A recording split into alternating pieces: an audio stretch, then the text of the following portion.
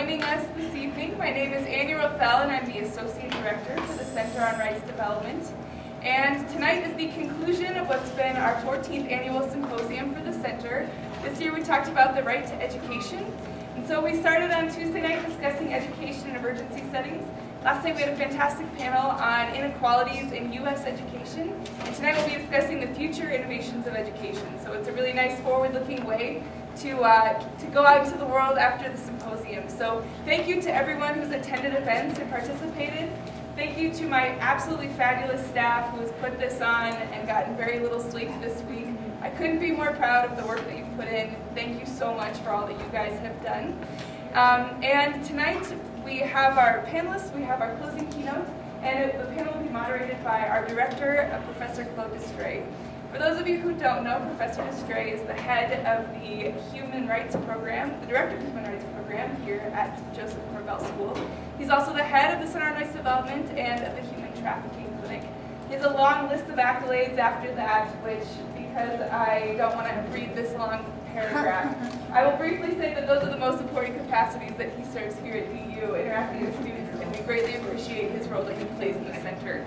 So without further ado, I will turn it over to Professor Destray. Thank you, Annie. Thank you. I appreciate you not reading the rest of it. So, and again, my thanks to the board staff and Annie in particular.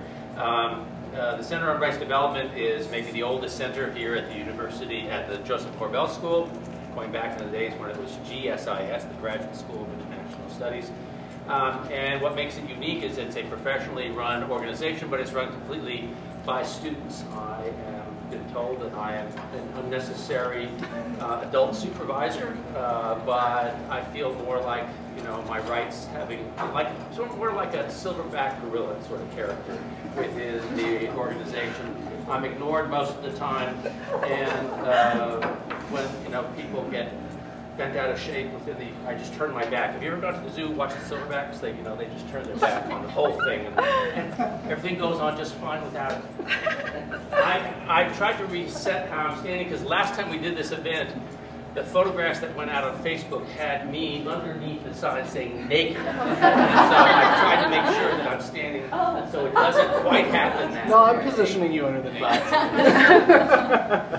It becomes everybody's right nightmare, right, that you have. So, as a reminder, that the Center on Rights Development uses as its foundational document one of the three main parts of the International Bill of Rights. We focus in on the ICSCR, the International Covenant on Economic, Social, and Cultural Rights. It's probably the least known of the major human rights documents that form the human rights, or the Bill of Rights for human rights. And so we took this on a few years ago as our focal point to try to advocate about it, to educate, to get people to know pieces about this document. It's a tough document because it's, quite frankly, a little bit mushy in how it presents itself, unlike the ICCPR and other documents. But it's filled with really intense aspirational ideas on the issue of human rights. And all through this time here, as we've been doing this this year, we've been focusing on the right to education as a basic human right. And I always note at these events, and you were here last night, I apologize for repeating, but as I teach my course on international law and human rights, the first thing we do is that we do a hierarchy of human rights. We play this kind of game at the very beginning of class, and then I see at the end whether it's still true. So in my world, there's about 50 co-equal human rights that keep on being added to over the years. And I ask everyone to put their hierarchy of their top 10, because while they're co-equal, the reality is that we actually place them in certain categories, and that's where we put our time and energy resources as individuals, as communities, and as nations. Not surprising to me, but sometimes surprising to the graduate students taking the class, the right to education is always the #1 right, which I found fascinating. Above the right to life, above the right to safety or food or anything else. And that's not surprising to me, because that's where their hearts and dollars are at the moment. And so, needless to say, that's where their interests might be. And as time goes on, as people move on, they shift and become interested in different kinds of rights depending on where their life takes them. but I'm really pleased that we are focusing this year, and we conclude tonight with the focus on the right to education as a very basic human right. So this evening, we're going to be, as Annie said, talking about the panel on gaps and gains, building educational or education inequality. I'm sorry, I got the wrong. Charting the course. See, I'm already up on the wrong page. Charting the course, the future of education. And what we'll do is that tonight's discussion will explore future forecasting of education and innovations in collaboration between policymakers, researchers, and practitioners in the education field. Each of our two panelists will have 20 minutes, after which we'll have about, I think, 20 minutes of Q&A. We'll immediately follow with our distinguished closing keynote speaker, and then still have some time for Q&A with Dr. Wright. So what I'll do is I'll introduce our two panelists, and at the end of the Q&A session here, then introduce Dr. Wright. So this evening we have Kristen Klopfenstein, and she is the Executive Director of the Education Innovation Institute at the University of Northern Colorado. Turns out that I found out my stepmother got her Master's of Education there in 1968, at her MEd there at UNC. She is a native Coloradan and is the founding executive director of the Education Innovation Institute at UNC in Greeley. The EII? EII's mission is to connect researchers, policymakers, and educators to improve education in Colorado and beyond.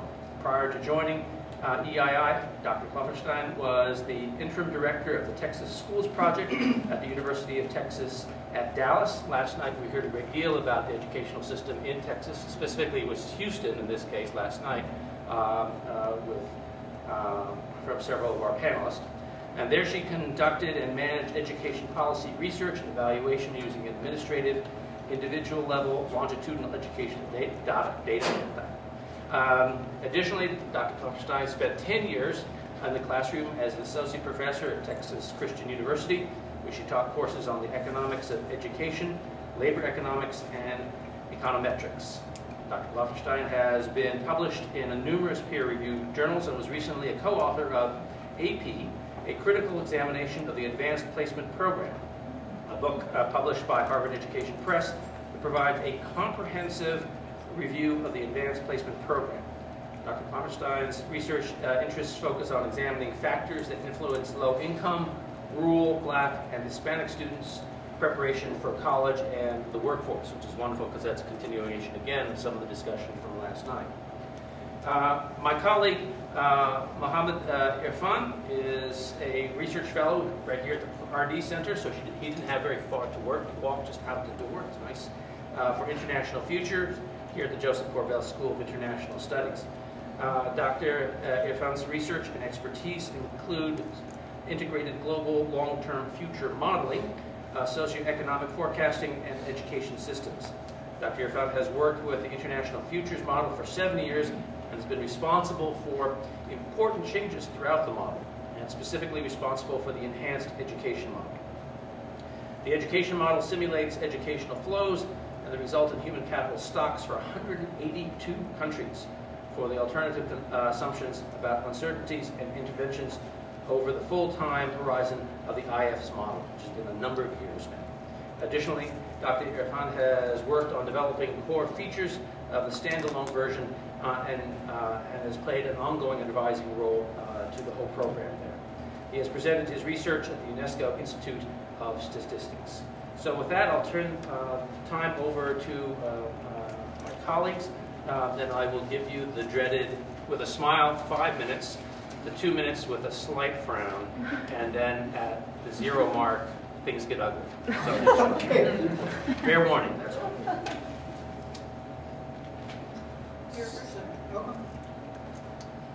Okay. Did you start your clock?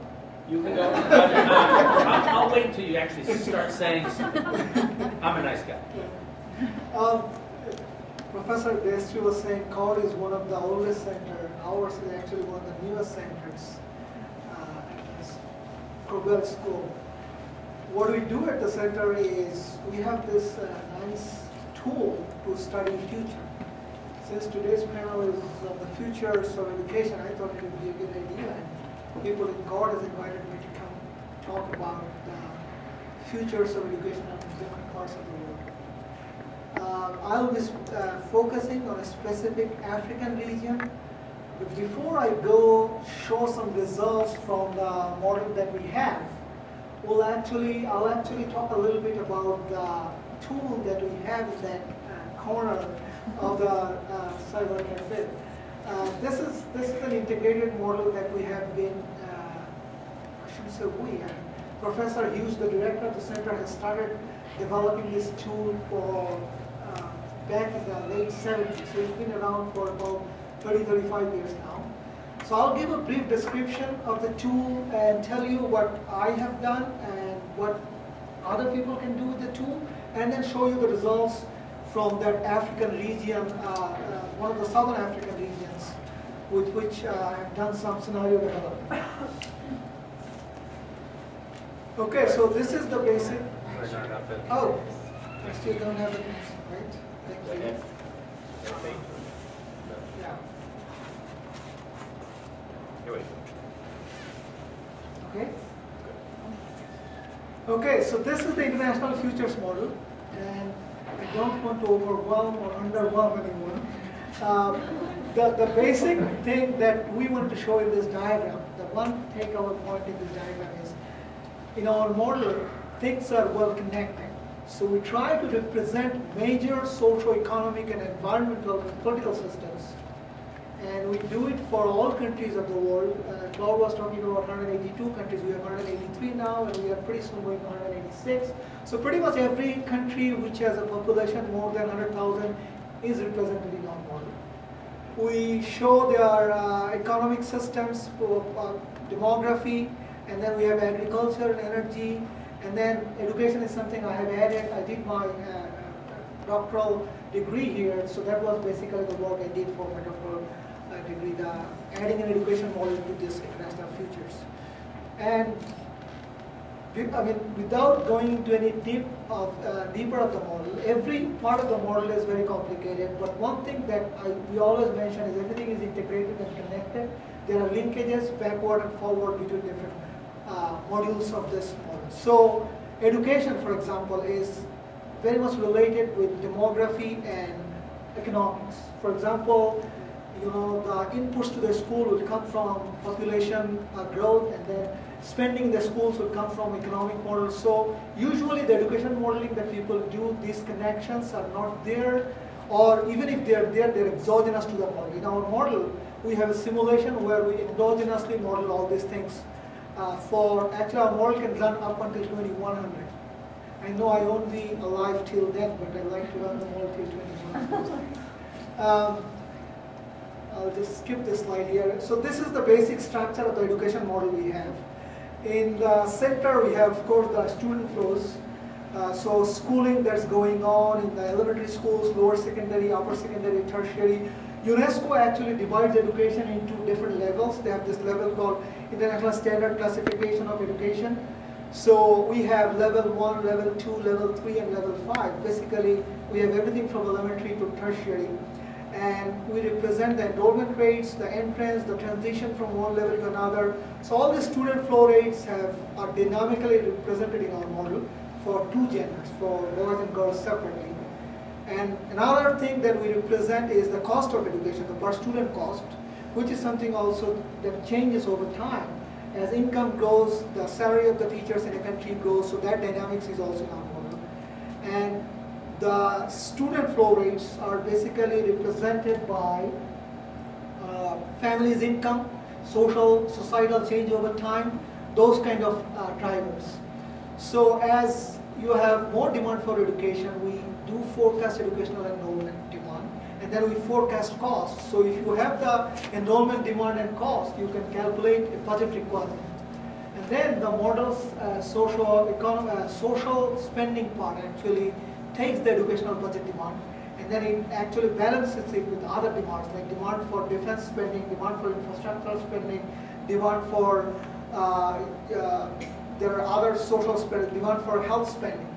So based on all those, it will give some fund back to education model, and the education model will use that, and enrollments demand will be either met or it will actually not met based on what the fund obtained from the government spending budget.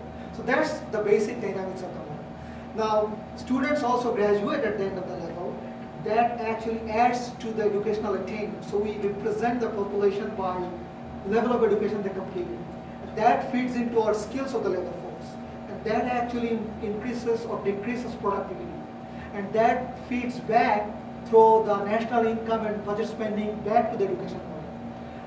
Educational attainment of women feed to the fertility in our demographic model. So that determines whether you have more or less students in the future to educate. So all these are interconnected in our model.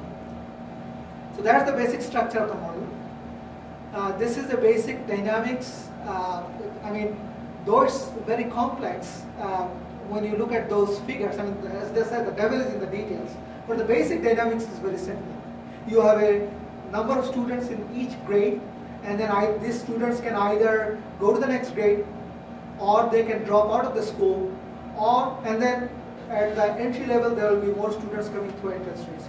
So those are the basic three dynamics, and as I said, we represent it by driving those rates through the income level of the per capita income of the country in question. This is another thing which is showing flows of students across grades. We have the elementary level here and lower secondary level here. I'm showing basically how students come in and go to the next grade and go to the next grade and then proceed to the next level. So this is the basic dynamics flow structure of the education model that we have. What we did with that model, we have come up, we have actually published this global educational study, Advancing Global Education, where we study the education for educational progress or a lack of progress in all the regions of the world. Major UNESCO regions are actually the ones that we discuss, and we do it for a time horizon of 2010. Actually, we take a 100-year horizon, 1960 to 2060. So we do a historical analysis, trend analysis of 1960 to 2010, and then we forecast using our model for 2010 to 2060. And all these Millennium Development Goals on education, the 2 Millennium Development Goals and Education for All goals, those are actually discussed. And we found out, for example, like it might be known to many of you here already now, that 2 of the regions which will not be making the goal are the Sub-Saharan Africa and Southern Asia. They won't be making the goals of universal primary, and they won't be making the goal of gender parity. Gender parity goal is already missed because I think the target line for the gender parity was 2010 or 2008. I'm talking of the second, 2010, the second Global Millennium Development Goal.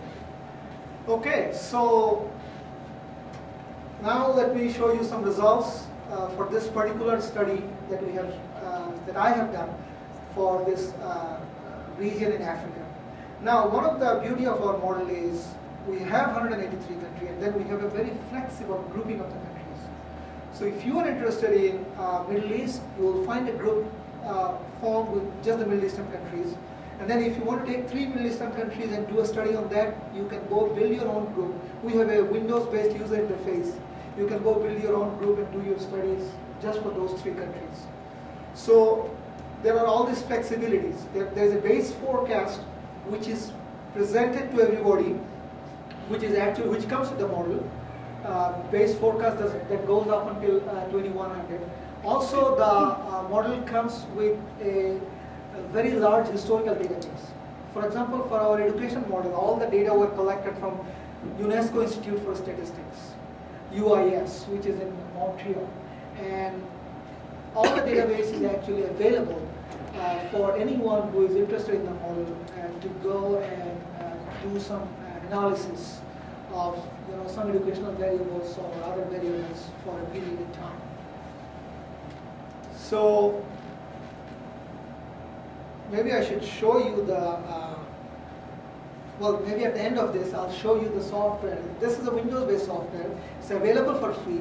You can download it from the web, and then if you come visit us in that center, we can also give you a CD. We don't charge anything for just giving the model. So this is Southern African Development Community, 15 countries in the southernmost Africa. What I did is, in 2010 October, I did a study to explore their higher education futures. Okay, so the tertiary education enrollment rate in the region at that point was very low. The average, and I will go here to look at some of the data here. The average tertiary enrollment rate at that point, tertiary gross enrollment rate for the region was 5.4%. What is the global tertiary education enrollment rate right now? Anyone has any idea? It's actually more than that. 30. It's 30%. Excellent. Right on. So at around 2010 it was around 30%. It might be a little bit more now. So 30% is the global average tertiary enrollment rate. But of course, many of the developing regions have a tertiary enrollment rate which is much lower. And the people in that region, there is an association of all the universities in the region, all the public universities. They wanted to do a study to find out what they need to do to achieve that global average by 2050. So that's what the study was. Of course, with any forecasting, you have to start by looking back before you start looking forward. So we looked back, and this is what we found out this is the enrollment rate between 1990 and 2010 for all the levels. As you can see, actually, other than tertiary, they made substantial progress in other levels, especially in the earlier levels like primary education. Now, the Global Millennium Development Goals came into effect in the year 2000. The EFA, the Education for All goals, was 1990. So during this last 2 decades, there was a lot of emphasis on elementary education. As a result, many of the low-income countries or low education countries have done quite well in progressing in elementary education. Still, I mean, though some of them are still not making the goal, but the pace of progress, the speed of progress actually was substantial. So it looks very pessimistic when you look at their achievements and you look at the goals. But if you look at the growth rate, you will actually feel good, because one of the studies was done by this gentleman called Michael Clemens at CGD, Center for Global Development, led by Nancy Birdzall. What he found, Michael Clemens, is the pace of progress of African countries, African countries were even at the lowest level of achievement. The pace of progress in the last 2 decades by those countries compared to the pace of progress of today's very well-advanced educational countries back in 1900 or 1920, if you compare those, you'll find the pace of progress is much higher. So I think it's actually kind of, it makes them look bad that we have these universal goals as opposed to looking at growth rates. We actually, in our center, call about reasonable but aggressive growth rates as opposed to giving global goalposts. It's really difficult for someone who are at a very low level to go meet that goal. And then in the global dialogue and discussion, discourse, it looks like these countries are not performing. They are actually performing really well. Okay, so this is what the trends are in this region. Let me just show one of those. This is the overall tertiary education. I have compared the SADC with rest of Africa, ROA, and the rest of the world here. And as you can see, their enrollment rates are much lower even in the rest of Africa. Northern Africa is the one among the African regions who is the highest. I think they have 22% average enrollment rates. Let's go to the next one. This shows the number of students. Of course, among the countries, Mauritius has the highest tertiary enrollment rates among the SADC countries, but Mauritius is a very small country. In terms of the number of students, Southern Africa is, though they are 10 percentage point below in terms of enrollment rate, they have the maximum number of students in terms of number of students in higher education. This is a pie chart showing the division of tertiary students by country. This is their educational spending. Now, as you can see, now UNESCO actually suggests a certain percentage point of national GDP to be spent on education as a public spending on education. What is that number? They suggest spending 6%, and most countries do not spend 6%. There are 1 or 2 countries who actually spend a little more than 6%, like Scandinavian countries like Norway, Denmark, Sweden, they spend a lot. Now, here we show 3 lines, Africa, SADC, the Southern African countries, World Bank developing countries, and World Bank high-income countries. As you can see, SADC countries are actually spending equal to high-income countries. So in terms of percentage spending, they're not behind. Of course, other than South Africa, their GDPs are quite low. So this might actually translate in less. Because of lower GDP, even with a higher percentage, they might not have enough to spend. The other thing might be, there might be inefficiency in the system. Even though they're spending a lot, they might not be bringing good results. So this is the educational spending. So now, this is what the trends look like. Now I wanted to look into the future, do some scenarios. So what are the challenges of this region that I'm talking about? They have high population growth. Though their fertility rate is declining, they're still higher than other regions. And they will be growing. There will be high population growth till 2030, 2040. The economic growth is low. Well, in terms of education finance, they're not doing bad. They're not at 6%, but they're still at 4.5 to 5%. So I said maybe we'll build a scenario where the economic growth will go up, population growth will come down faster, and they will spend more. So I tried to do a scenario with, first I did a different scenario, 3 different scenarios, one with lower population growth, one with higher economic growth, and then one with higher educational spending. And then I combined all 3 to see the combined effect of all 3, which I call the most optimistic or best scenario. So let's look at the results here. This is our base forecast, and in our base forecast, SADC is below 25%, around 22%, and that's actually Africa. They are around 15% by 2050. This is base forecast by countries. I just have 4 minutes, so I'm zipping through some of these. So this is the most optimistic scenario. See, by 2050, they're still not at 30%. They're at 27.5%. Oops, sorry. They were at 16.3% in our base case. Low population growth takes them to increases it by 2 percentage points. High economic growth, another 2 percentage points. High educational spending with, these are not separate scenarios. So this takes it down a little bit.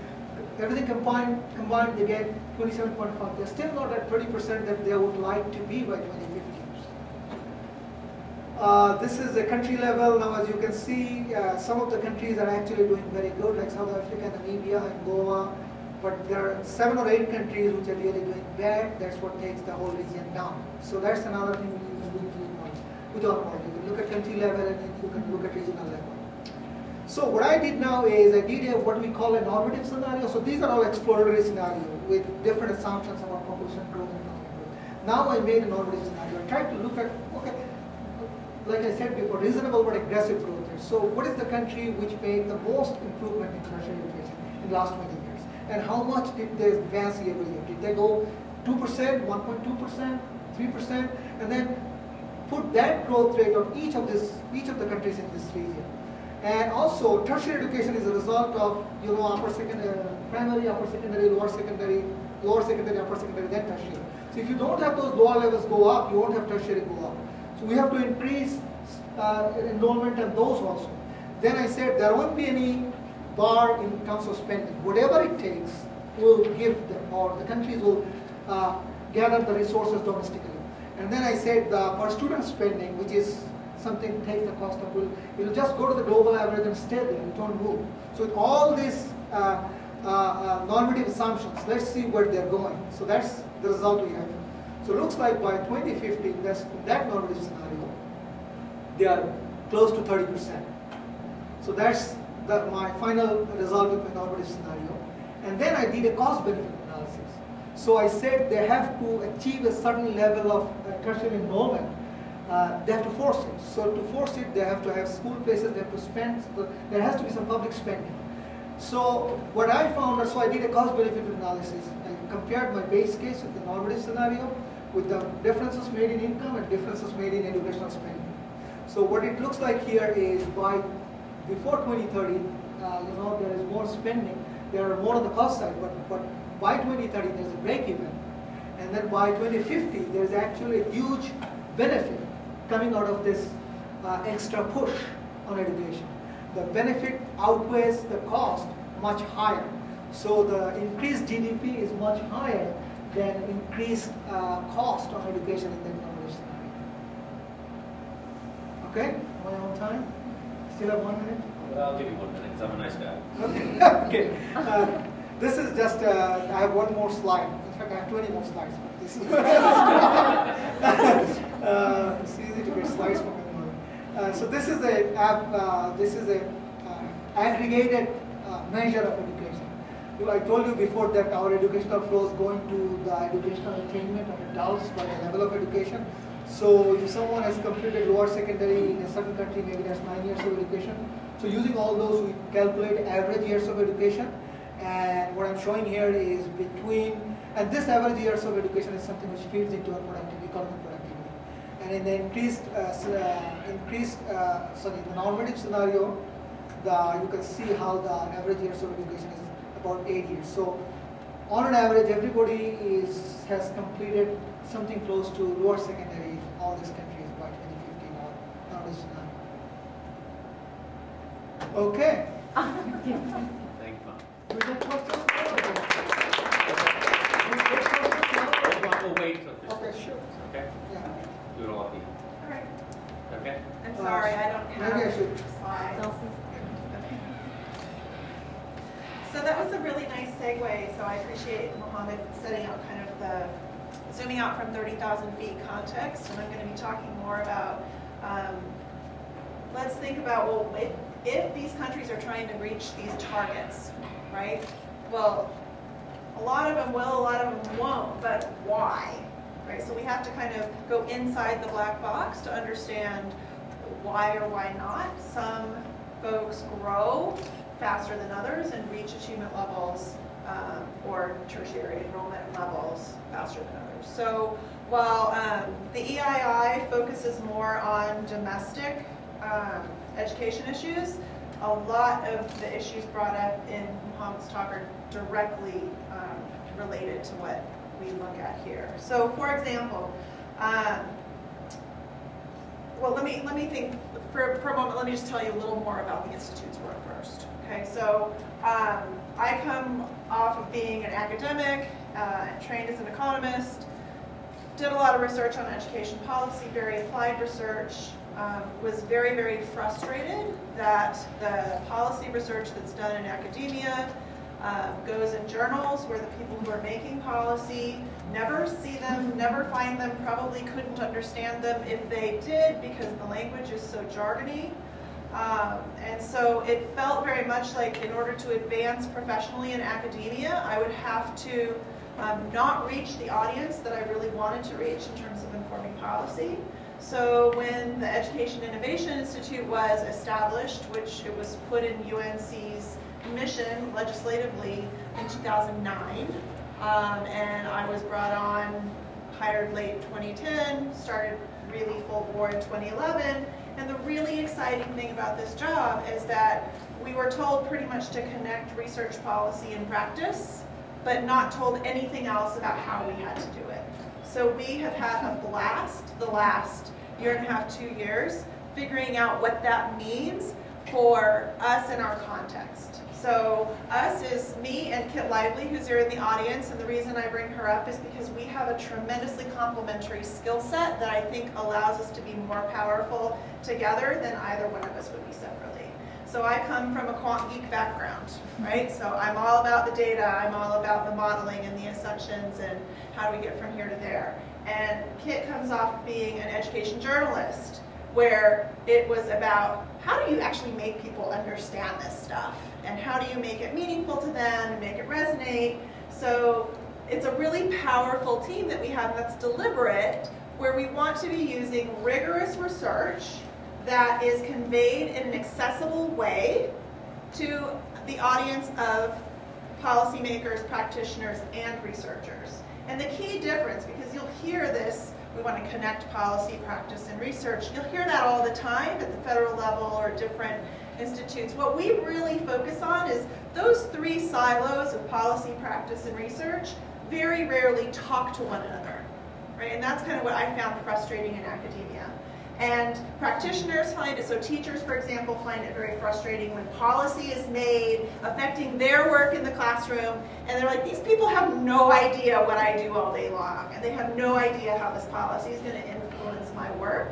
So it's really important that we spend our time connecting those silos, so connecting research to policy, connecting research to practice, right, and connecting practice to policy.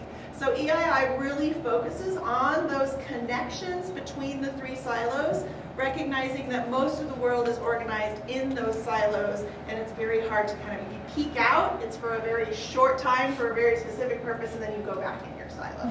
So it's really a challenge. I mean, these silos have existed a long time, and it's really a challenge for us to think about creative ways to break down those barriers. So people ask all the time, well, what does the innovation stand for in Education Innovation Institute? So people ask me a lot, well, what innovative practices have you pushed out to schools, right? And so that was a big issue that we had to wrestle with for, well, we'll continue to wrestle with for this institute, because we're interested in rigorous research informing policy and practice, and helping folks in all three silos adapt to a changing world.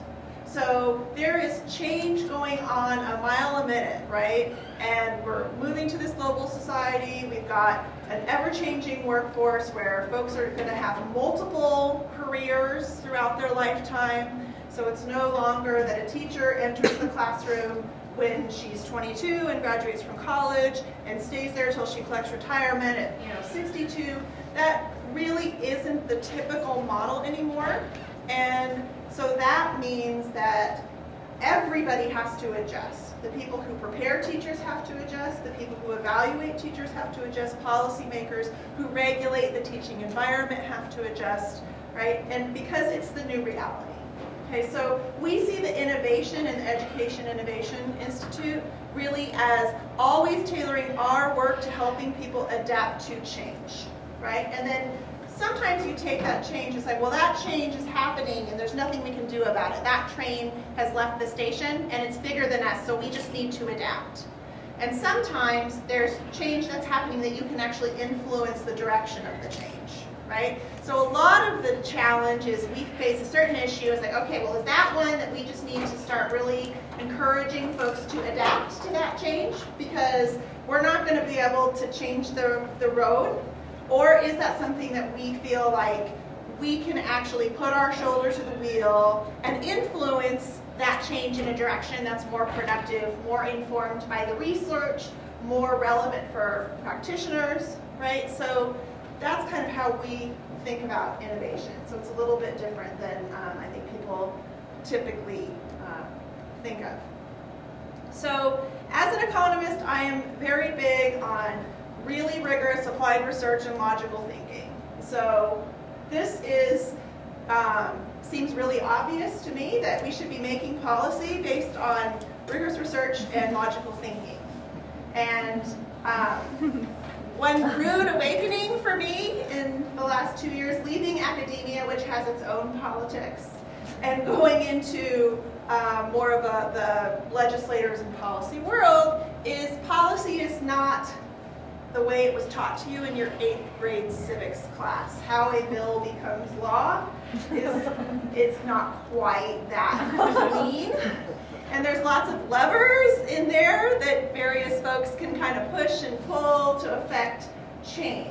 And so in the education realm, it often feels to practitioners in particular like policy is being done to them, right? So a lot of our work is about, well, maybe not a lot, but I wish it were more, outreach to teachers and folks in the field to help them understand how they can influence policy and inform policy, and how they have a responsibility too to inform policymakers about the context of their work, so that the policy that's made is not made in a vacuum, right, that doesn't consider the everyday realities of a teacher in the classroom. Okay, so that's, you know, one way that we think practitioners should really be informing policy, right? At the same time, the policy making process is very rapid, right? So boom, there's a bill, and then boom, there it's introduced, and it's passed committees, and it's law. Right? And it's like, wait, where was the research on this exactly? What point did the research influence this bill?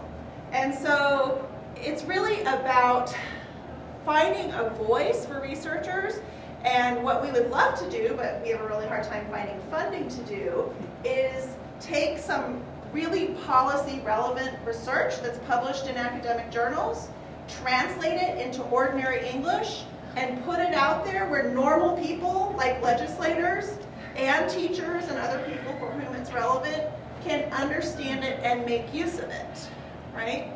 So we do a lot of writing, and we try to do writing on rigorous research in a very accessible style, and put it out on the web where it's open access. So some examples of things that we've been working on, okay? So Colorado is on the forefront of education reform.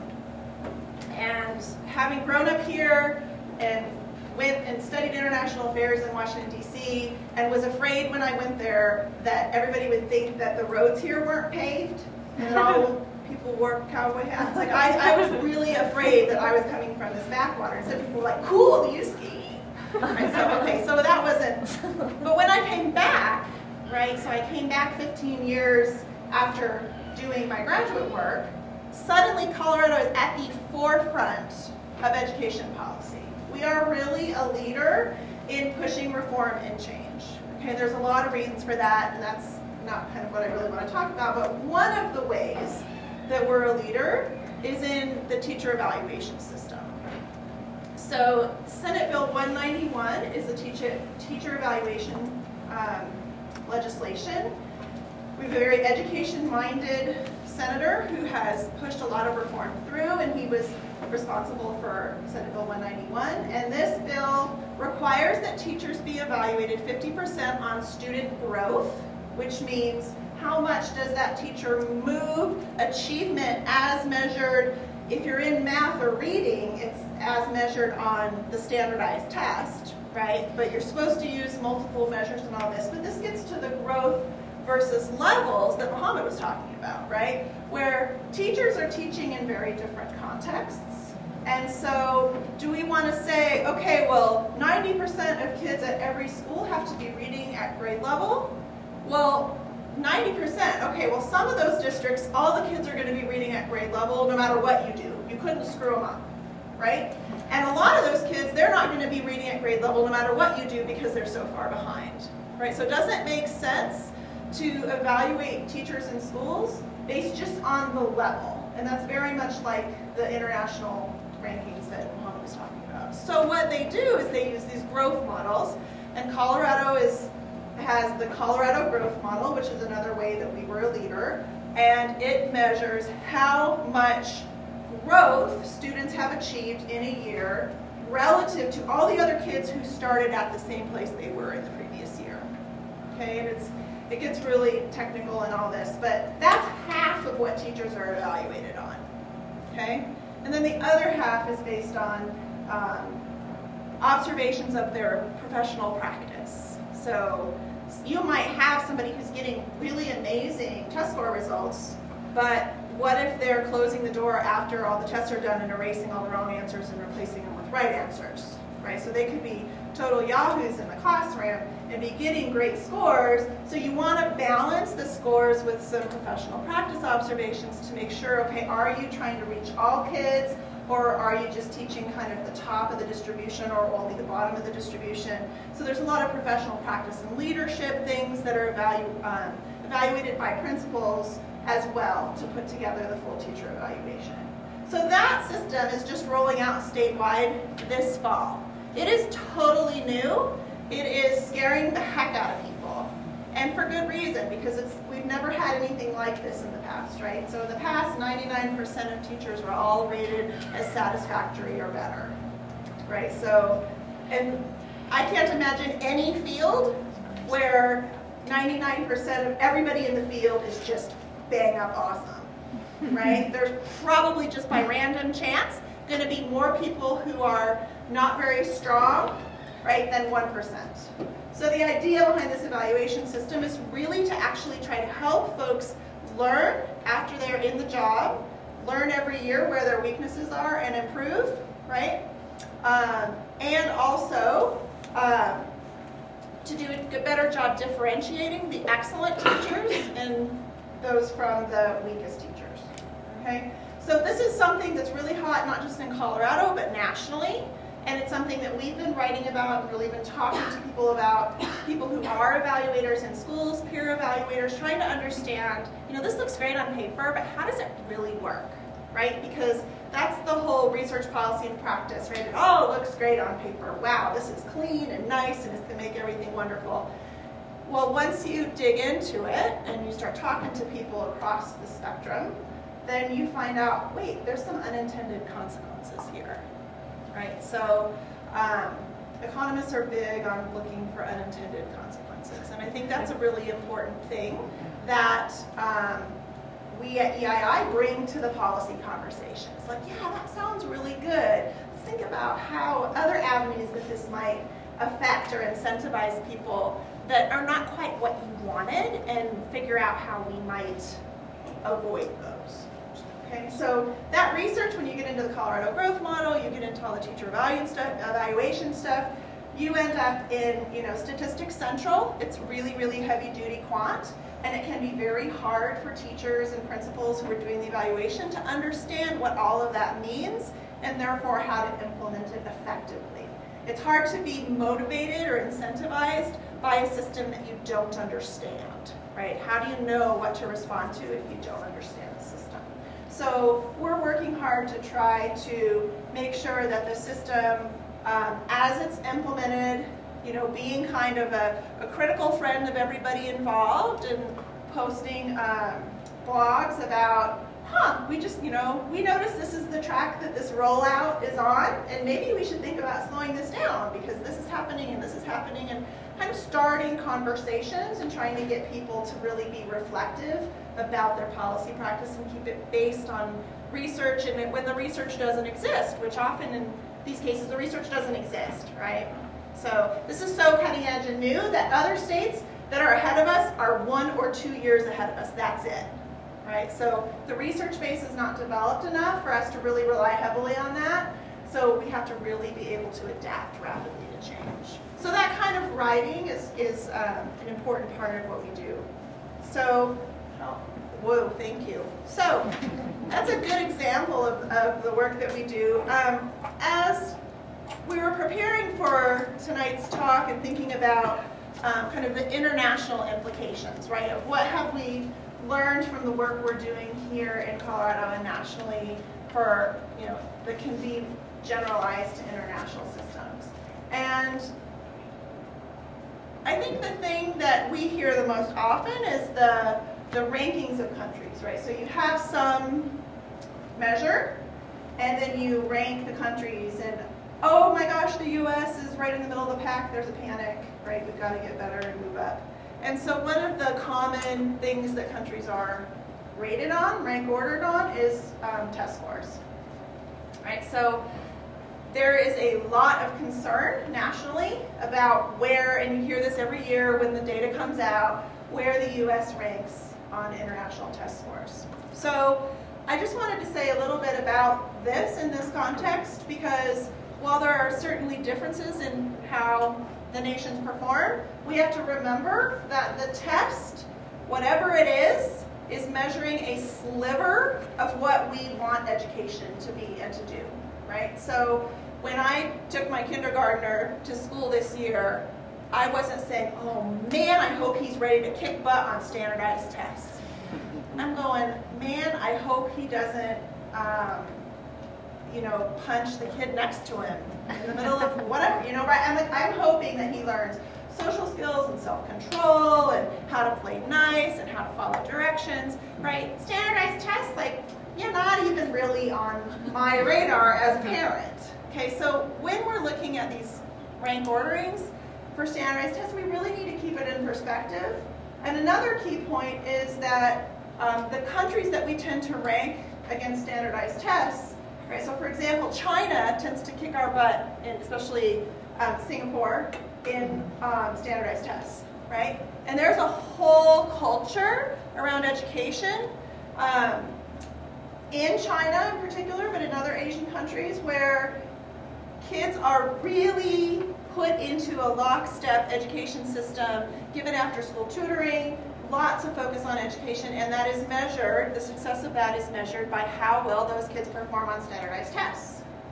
Well, this book by Yang Xiao, which I haven't read yet, see, it's not even a broken binder yet, but I heard him talk, and I've heard a lot of other people who read this, and his big point is that the Chinese are trying to be more like us because they don't have very many patents and innovation, right? So they're looking at the US system going, how do you guys get your people to be so creative and so innovative, right? So China has really got the test score, Singapore in particular, the test score metric nailed. They know how to do that. But think about the kind of work that prepares those kids to do, right? To be technocrats and, big organizations, and that's all wonderful. But it does not train them to be creative and innovative in the way that the US system does. So I think the big point that I wanted to make tonight is just that be really, really cautious about international comparisons in terms of education, because they are often made on these test scores, which are a very narrow measure, and that how cultures do education and how well they do on the testing is really very contextual. It depends a tremendous amount on what that society values, how much mobility there is in that society, how early are kids tracked into very specific career paths. Do you know when you're 6 that you're going to go into a technical career path versus going into a PhD program? Right, so there's very different values that are embedded in those test scores, and they don't tell the whole story. So there you go.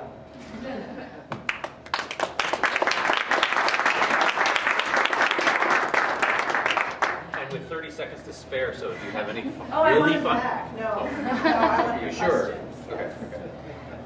Thank you both very much. I certainly heard, Kristen, from you something I experience all the time, and that is the problem in policy where data follows policy as a government standard, not just the U.S. government, and then having to deal with that on a regular basis is, I find, really sometimes overwhelming and frustrating.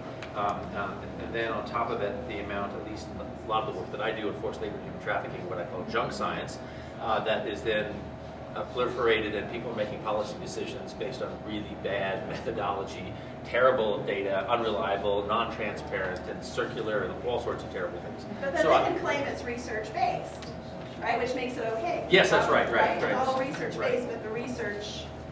So I'm delighted I always love it when quant folks get in the midst of this kind of stuff and relate the thing. One of the things, that the big movement that's happening in human rights research is actually a quantitative push in understanding, which is unsettling to some of the old-timers who are sort of more qualitative. And so even the term mixed methods freaks certain people out, as we know. But I'm delighted. And I encourage all of you to look at the Pardee Center's website and download the software, and you can be really playful with a lot of the material that's there, so I recommend that to you. Some of you know that Human Trafficking Clinic is working on an index, and which is a really difficult process, much more difficult than I thought, worldwide index, and delighted to be partnered with the Pardee Center. Actually, we wouldn't be able to do it without the help of Mohammed and his colleagues. So let me just open it up to questions right now, and we'll do that 15 or so minutes, and then move on to our final keynote speaker. So please, anyone. This is a quick question. So with the system of grading schools that you were talking about, I've seen a lot of advertisements about it, and I've heard a lot of hype. The Colorado school grade, the check your school grades. Is that the same system that operates on? It's different, but they're very tightly related, right? So the school grades have been around for about 4 years. So the system on which those are based, right? But those are similarly calculated based on narrow indicators of what that school is doing, right? So you've got to be really careful when you're looking at those indices and think about, okay, well, is that thing that they're being graded on the thing that I actually care about for my child? Maybe they're really amazing in their arts program or in something else that's a good fit for my child. So it's just, they're really got to be really careful with those. The system that's coming out is actually evaluating individual teachers. So it's giving those teachers feedback based on 50% growth.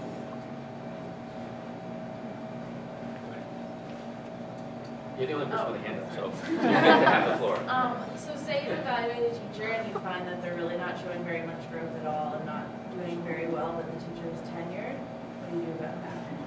So one of the big things that this policy changed was it made it so that if you had low enough growth for multiple years in a row, that you then actually lose tenure.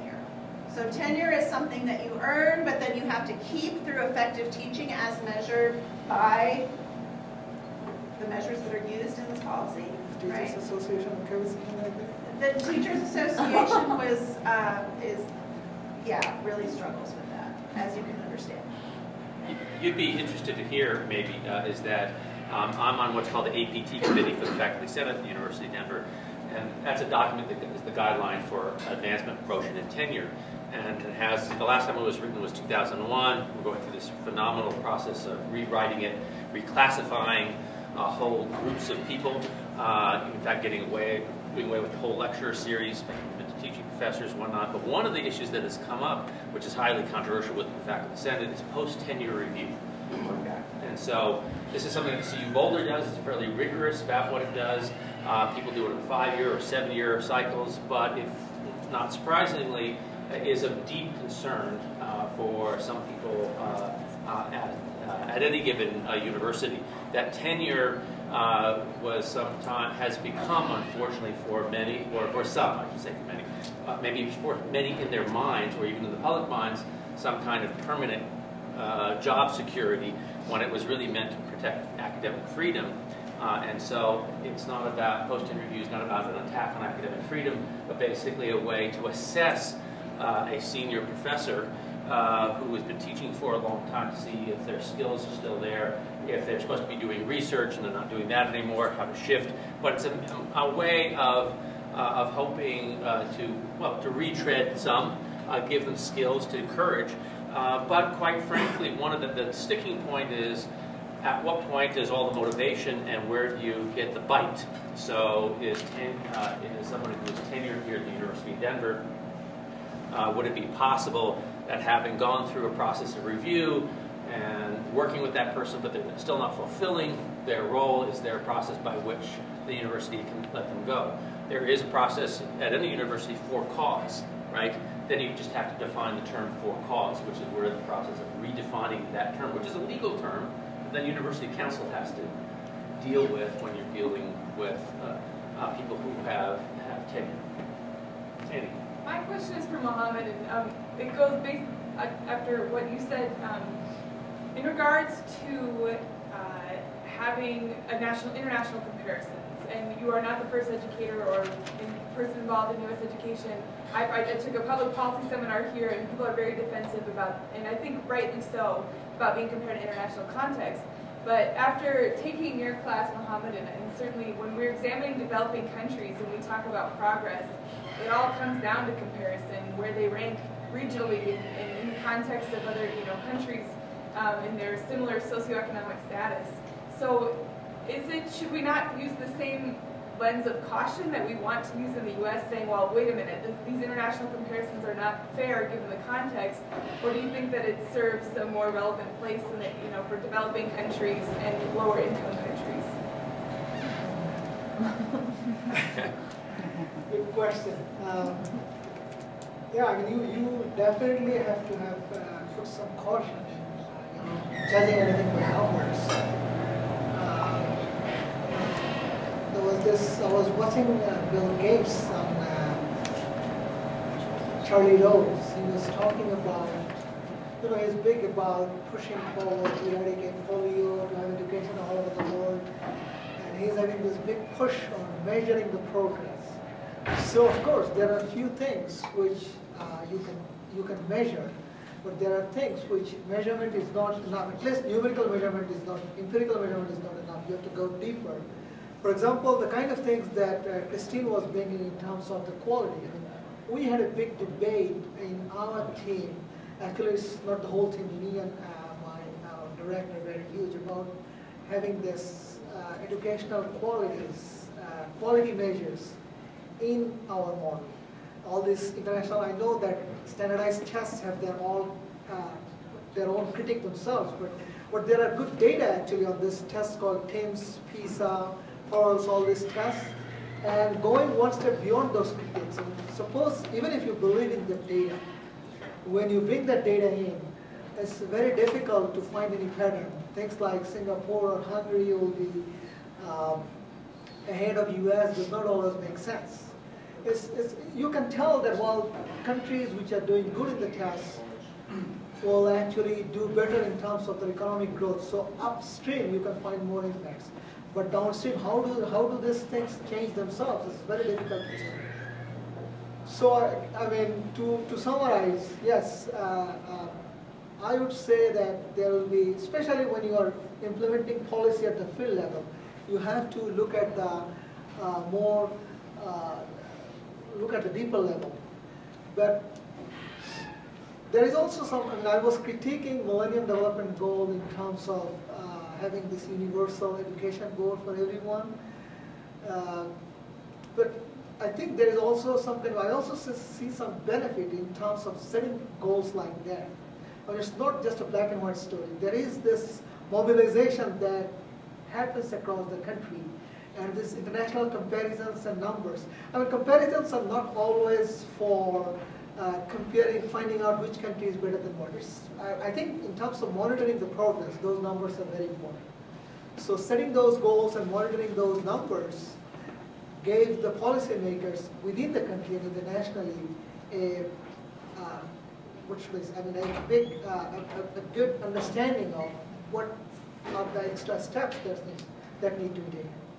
So again, the answer is in Georgetown. The answer is there is a mixed answer. There is no definite answer to this question. Depends on what specific thing you're looking at. Yeah, and I don't want to come across as sounding like I'm anti-data, God forbid. You are big on data, we just heard, I'm right? huge on data, right? It's just that we have to be careful about extrapolating beyond what the data actually tell us. And that a lot of times this gets taken beyond the researcher's control. So the researcher publishes it and puts in all their caveats and does it all responsibly, but then when it gets out into the field, suddenly it takes on a life of its own. And that's where I think researchers have an obligation, even though this isn't rewarded in the tenure and promotion process, to follow up with their research and make sure that it's being used appropriately. And there is no incentive to do that. Yeah, my question kind of follows up on that exact idea. So I appreciate your comment that we have these three, this triad, there's research and policy and practice, and too often they are in silos, and people from each different division are not communicating with the others. And coming from the International Labor Organization, we are also an agency that is very research heavy, and we are cranking out so much information on a constant basis, but recognizing that no policymaker is actually going to sit down and read these 50 pages of really important information that we have.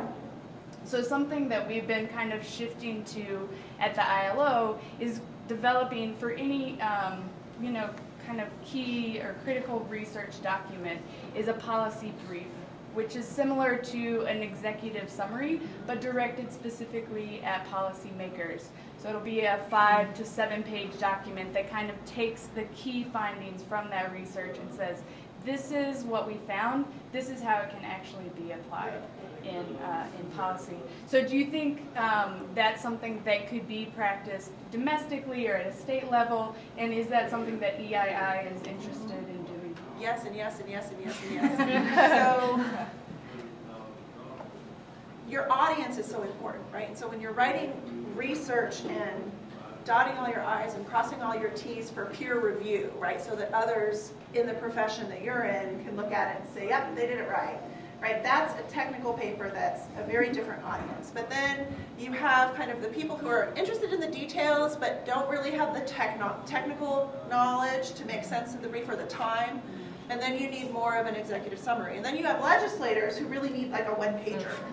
Right? So it's like you've got these different audiences, and you really need to tailor the message differently for those audiences. And the problem in academia is that not only is there no incentive to do that, there is a disincentive to do that, because if you're spending time on distilling a research publication into more palatable formats, that's time you're not spending on more research papers, which are what actually count for you. And so that's one of the things where I think we've been really interested in trying to find sources of funding to take really important research and distill it in for those different audiences. And nobody essentially is, there's very few people willing to fund that, which is really unfortunate, because we've got all these journals overflowing with wonderful information that no one outside of that specific profession can even understand. I can only imagine what it would be like to go, when you're going up for your tenure review, and you've done your research, big research project, and this is your big piece, and then you spend the next 2 or 3 years getting it through a legislative process and through policy and getting it passed by law. I can only imagine the reaction of my colleagues when you said, well, I spent a year doing, 2 years doing the research and 3 years getting it into law. You're not going to get, you're not going to get tenure. You're not going to look at you out of your mind, right? That's right. So, and so there becomes another gap between what is expected from in academic standards, what the profession requires, and then somehow the disconnect. I mean, it's a severe disconnect, which is really, you have to make a choice. I can say this from personal experience. You have to make a choice. If you want to take your research and make it so that you can put it into public policy, you can't go the tenure route. That's my own personal experience, right? If that's what you want to really have, really practical, hands-on use, you won't make it in a tenure line track. So, here.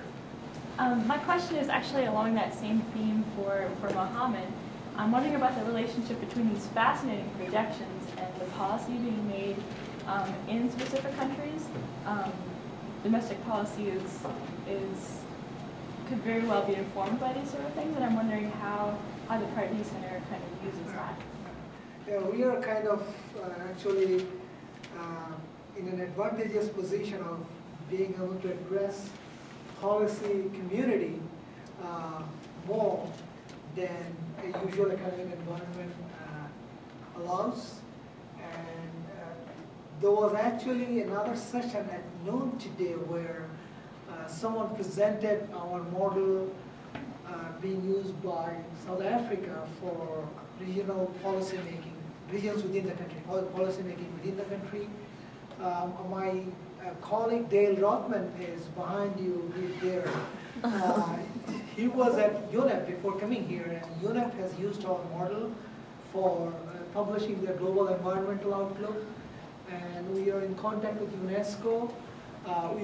Dale just has been to Peru, where they're trying to develop some agricultural policy scenarios for different regions of the country. So yes, we are looking more and more into national and international policy clients who would be using our model.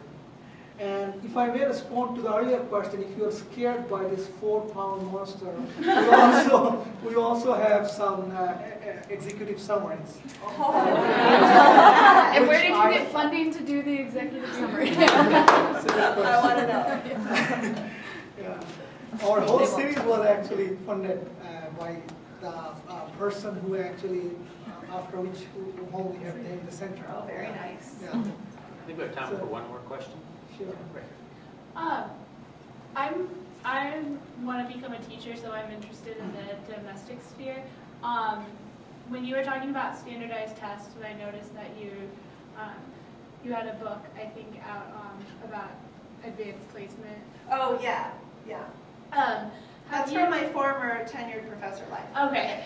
Have you looked at the effectiveness of standardized testing? Because the bill you were talking about, it looks at how the test scores, I guess, of the teacher, and then it looks at how the teacher kind of organizes their classroom and if they're good or not. But have you done any research on the actual, like, what do the numbers say about the effectiveness of standardized teaching or standardized testing? So that gets to what exactly are those standardized tests measuring, and is what they're measuring valuable to folks as they grow up and enter college and the workforce and enter the profession, whatever that might be.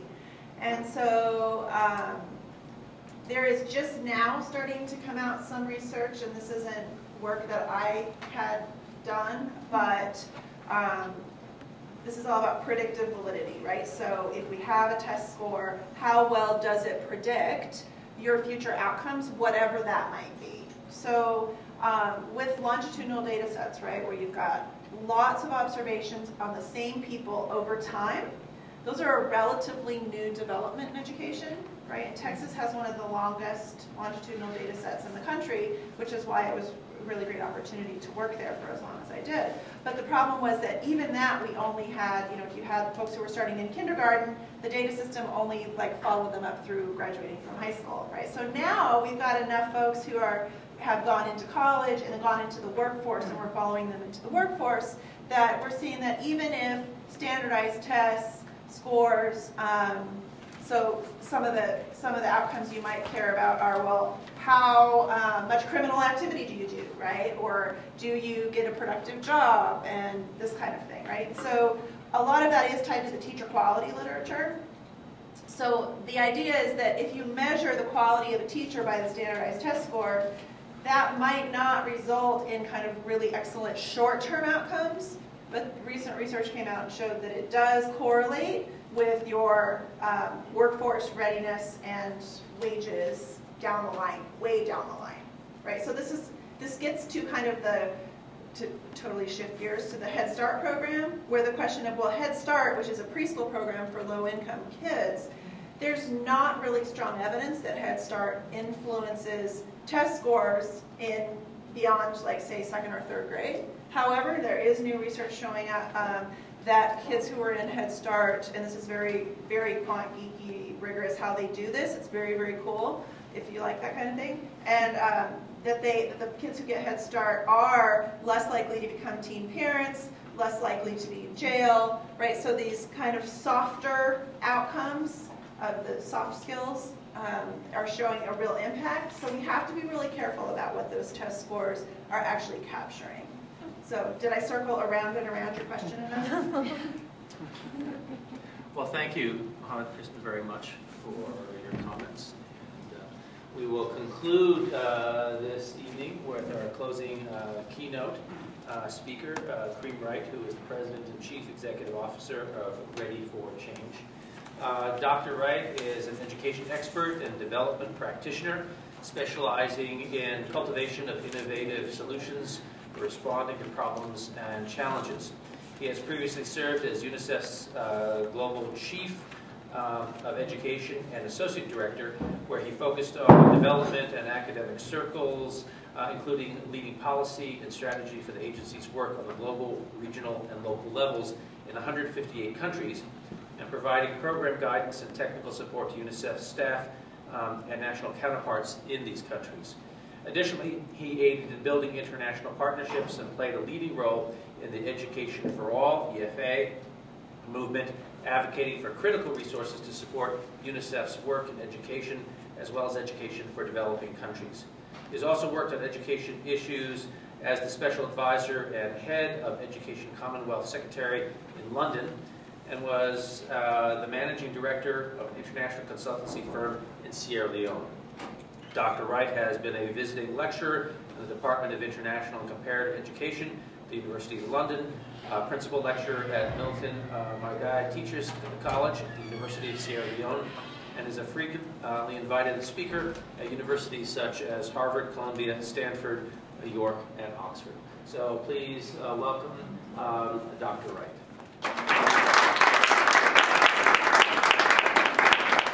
We'll follow his closing remarks with some Q&A. Thank you very much.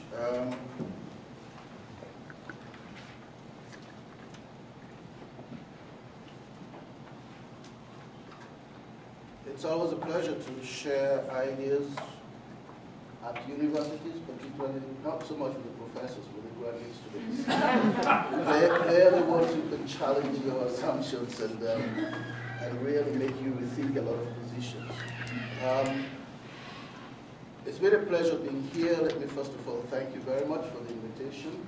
And Professor Destri, I can say you should really be proud of your graduate students. They've been so professional and efficient in organizing this. I've titled my closing keynote address, Milestones and Millstones in Quality Basic Education for All. Not sure many of you are probably too young to know what millstones are. But anyway, it's been a pleasure to listen as well to some of the presentations that have been made, and I particularly enjoyed your presentation because I've done quite a bit of work in Southern Africa myself. So what I'll try to do is, first of all, introduce some of the milestones. That is markers along the way to quality basic education for all. So we understand where we've been coming from and how we got here, and maybe how much further we have to go in this quest. I think that the first, maybe the grandparent of all these milestones has to be the Universal Declaration of Human Rights of 1948, which actually the language still resonates in all the further declarations and things that have been done, stating that everyone has the right to education. Education shall be free, at least at primary, elementary levels. Elementary education shall be compulsory, and so on and so forth, and that education shall be directed to the full development of the human personality and to the strengthening of respect for human rights. And so, in other words, describes education in very, very broad terms, and finally also says that parents have a prior right to choose the kind of education that shall be given to their children. Now, this declaration has stood the test of time in that a lot of things have been extracted from it and used elsewhere. But the issue that one has when you look at it is that it's really a very broad declaration. It bundles, it brings together about 30 really key human rights within a broad legal framework. And it uses a Western sort of prevailing ethic and political philosophy.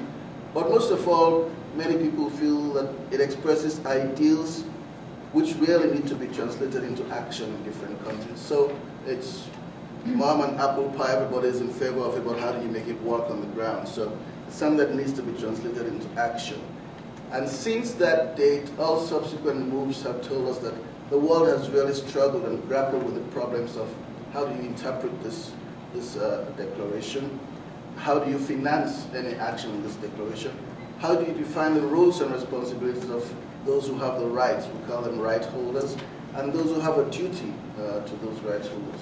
What are the incentives and sanctions in place for countries that don't respect these rights? So there have been a lot of back and forth on this. I'll just quote you a little example of a fairly recent book, well, it's a couple of years old now, which is called Think Scenarios, Rethinking Education. Specific quote about the United States. It says, over 2 centuries ago, America's Declaration of Independence stated, all men are created equal. And then it says, women, unfortunately, had to wait over a century before they received the vote. And some women are waiting still for full respect of their humanity. And people of color continue to fight racism and the legacies of disadvantage. So in other words, the idea of separate but equal education has not delivered really on the promise of equal rights to life, liberty, and the pursuit of happiness. Basically, what I'm saying about this is true for almost all of the declarations, conventions, and so on. There is a need to shift from ideals to action, and from rhetoric to reality. And this has been a very prolonged process.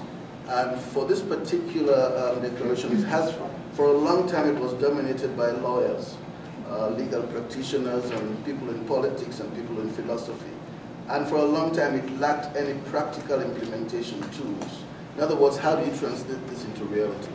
In fact, it was during my time at UNICEF, I think in 2006, that we really made a breakthrough working with UNESCO to develop what we called a human rights-based approach to programming in education. Before that, people simply talked about it, and people used it as a means of advocating for free education, free university, something. But actually, how do you program, how do you get into the planning process, the tools that they use, the simulation models that they use, and make sure that these reflect a human rights-based approach to them. And that was really a breakthrough at that time. I'm not sure we have it right still, but at least people are giving some cognizance to that. A second milestone, which in itself did not last very long, but served to bring something else into being, is the Declaration on the Rights of the Child in 1959. This really was good, but did not, it simply led to another convention, which is the Convention on the Rights of the Child, CRC, which is really one of the mainstay of organizations like UNICEF, that it's really almost like a Bible for UNICEF. Convention on the Rights of the Child of 1989. That was sort of enacted the 30th anniversary of the Declaration on the Rights of the Child.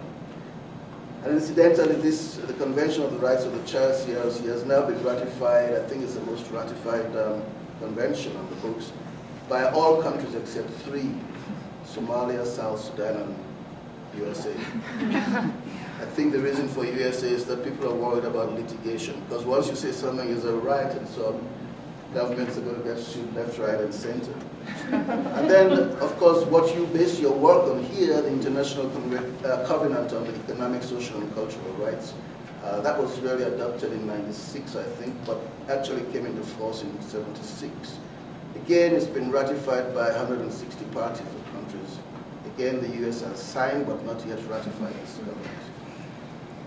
Just to see also, this is not new. Everywhere people have tried to pick on this. African countries and what was then the Organization of African Unity had something called the Lagos Plan of Action, which had a declaration of universal primary education, I think in the 1960s, 66 or something. And so many African countries were saying when EFA came into being, but we tried to do this before, you didn't support us. Now you want something else from outside. But here's where the modern era starts. The Jomtien Declaration of Education for All in 1990. Many people regard this as really the first genuine global movement for action on education as a human right. Not just talking about it, but actually acting on it. I wasn't in Jomtien, so but I'm told by those who were there that it was approved to a lot of dancing and singing and rhetoric and waving of flags and so on.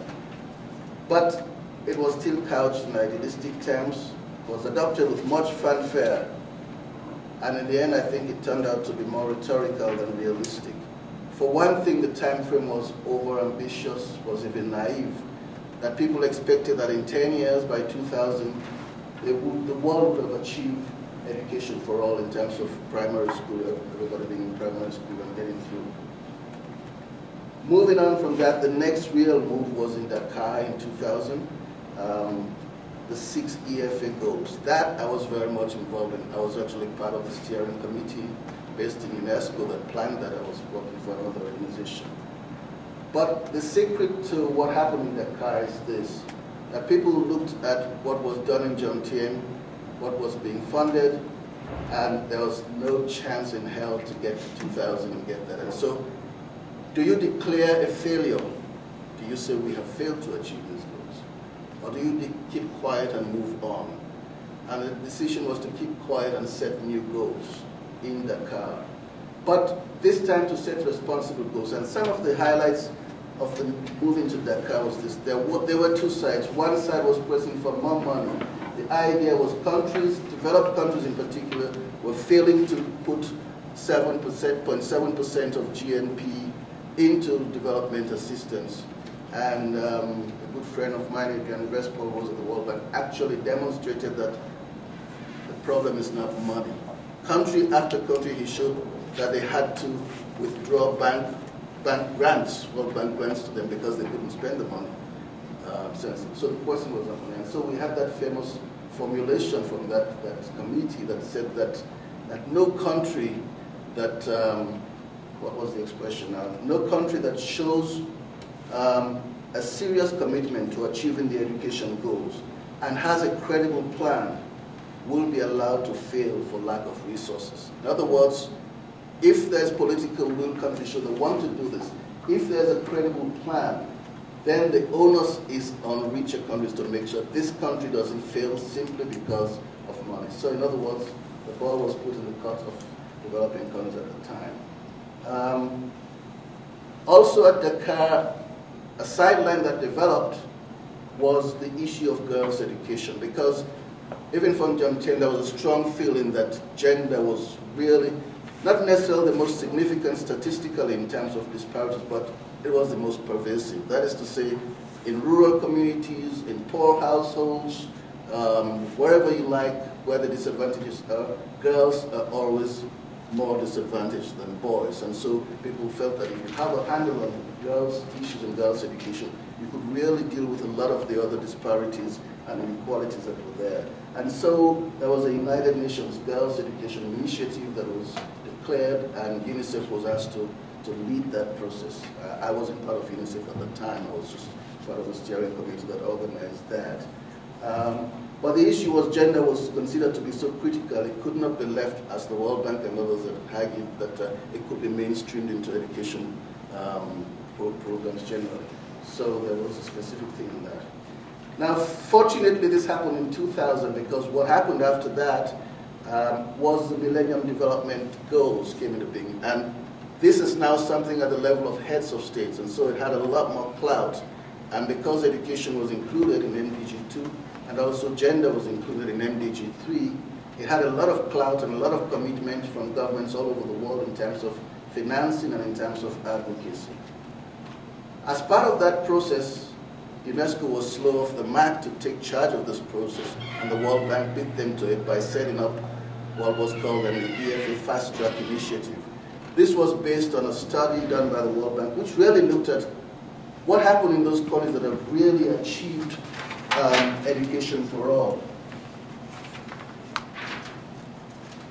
So, countries in which, you know, people have been successful in achieving, and they looked at the proportion of national budgets that was invested in education.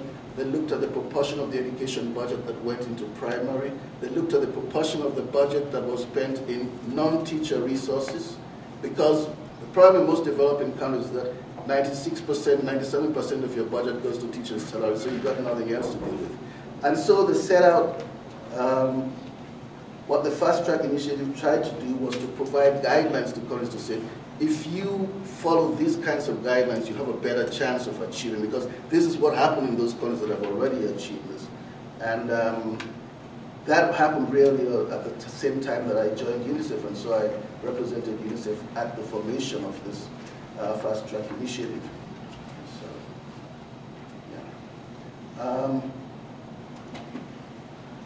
So one of the critical things to point out about the Fast Track Initiative, what the World Bank had in mind, and supported by a number of developed countries, was simply to say, we can take countries 5 at a time that are about ready and say, let's guide them and support them and finance them to follow these guidelines, like allocate X% of your national budget to education, allocate Y% of the education budget to primary, and make sure there's enough money outside of teachers' salaries to do things in education. And if you support countries, you can demonstrate to other countries that this is how it works. And many of us were opposed to that because what is the point of taking countries that are already on the verge of being successful just to show that they can be successful? And what are you doing about the countries that are really worse off? And so from what the bank was then calling a normative framework, we changed that to an indicative framework, that this is something that's there, you can look at it and try to use it. So in a way, this was the beginning of a real global movement to achieve education, basic education for all as a right. And part of the virtue, I think as Mohammed was saying, of these declarations was that it galvanized the momentum. And developing countries were immediately willing to put a lot more money because there was a competition on the floor. You know, no country wanted to be left behind. No country wanted to be shown up as you're not making any progress. And it's quite remarkable that under this kind of momentum, countries that were worse off in sub-Saharan Africa and South Asia have achieved the greatest rate of progress comparatively with other countries. So there was a virtue in that because it galvanized political will, it galvanized resources, and it made use of aid funding to galvanize that. So what have we got as a result of it? Let me give you a brief snapshot of progress that we can actually celebrate and talk about. In today's world, more children than ever before in the world are participating in some form of early childhood care or early learning. More children than ever before in the world are starting primary school, and most of them at the right age. More children than ever before are completing primary school and successfully making the transition to secondary education. Given the chaotic situation that was before Universal Declaration, before this movement, I think we need to celebrate these achievements, even as we criticize what remains to be done. There's been an increase of 50% achieved since 1999, that's the eve of the Dakar Conference, in the number of children who are enrolled in preschool around the world. The number of children out of school during this period from 1999 to now reduced from 108 million to 61 million. Keep in mind that you're dealing with a moving target because the population of school-age children is growing all the time with the population growth. So it's quite an achievement. Gender gap in primary enrollment and completion has reduced greatly. So in fact, the number of countries which have the worst gender parity index, that is, we measure that as below 0.70. This number of countries fell from 16 in 1990 to 11 in 2000 and to just 1 in 2010. Do you know which one country is that still has girls' education and gender parity index below 0.71? Take a guess.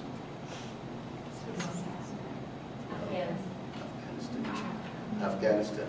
Okay. It was from, I think, very, very low, right? Yeah, it was from almost. It was wiped out. Yeah. So that's one achievement. Just the numbers game, as we call it. Just more and more things happening. The second kind of achievement I think we need to mark, and which people tend to ignore, is that there has been a progressive shift in the interpretation of these goals. And that's very critical. Let me give you some of the examples. Initially, most people talked about primary education. And very quickly, the language shifted. People started talking about basic education, not primary education.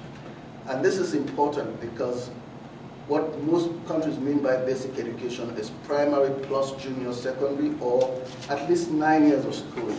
And this is based on the concern that primary education, as defined at the time, usually 6 years or 7 years, was now judged to be inadequate, an inadequate foundation on which to build future learning and functioning in societies that have become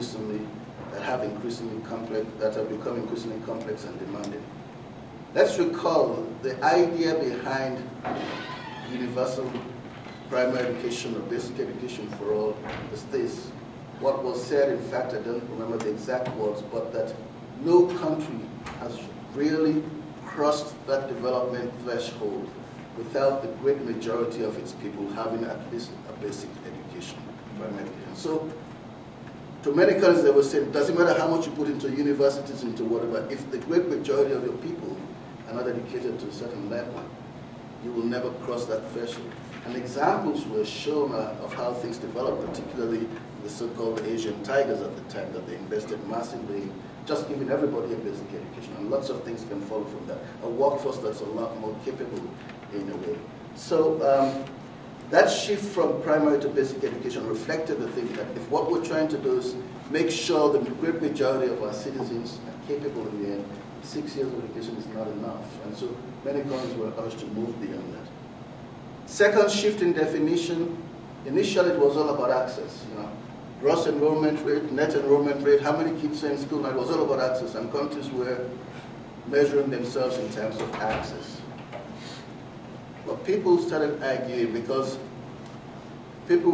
children were being enrolled in anything they could call a school, under a tree or wherever, that's a school. And the real critique was that poor children do not deserve poor quality education. If anything, it's the reverse.